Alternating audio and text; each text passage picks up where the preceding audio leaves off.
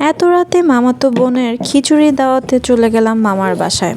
কি করলাম সেটাই আপনাদের সাথে শেয়ার করব। আসসালামু আলাইকুম, সবাই কেমন আছেন? হুট করে রাতে মামার বাসা থেকে কল আসলো, মামার বাসায় যেতে হবে। এই ঠান্ডার মাঝে ছেলেটাকে নিয়ে কীভাবে যাবো ভাবছিলাম। এর মাঝে বাবুটা গেছে ঘুমিয়ে, তারপরও এই যে কম্বল দিয়ে পেঁচিয়ে রওনা দিয়ে দিলাম আমরা।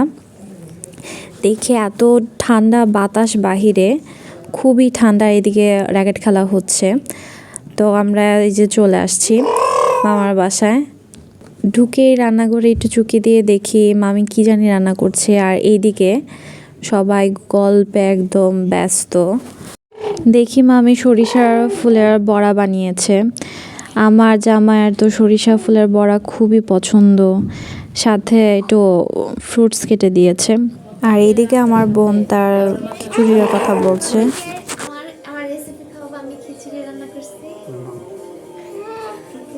খাওয়া যাবো? খাওয়া যাবো? অবশ্যই খাওয়া যাবে না কেন? কি অদ্ভুত কথাবার্তা।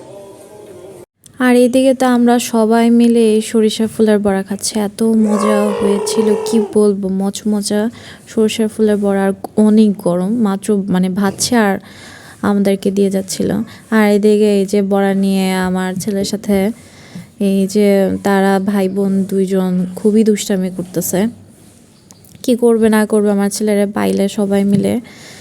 আর এদিকে মামি খাবারও দিয়ে দিছে, এই যে খিচুড়ি, ডিম ভাজি, বেগুনের বড়া, আর হচ্ছে গিয়ে সালাদ। আহা কি যে মজা! এই শীতের দিনে খিচুড়ি আর ডিম ভাজি এগুলা আসলে পাইলে আর কি লাগে বলেন তো। সবার খাওয়া দাওয়া শেষে এখানে আরেক পার্ট গল্প গুজব শুরু হয়ে গেছে।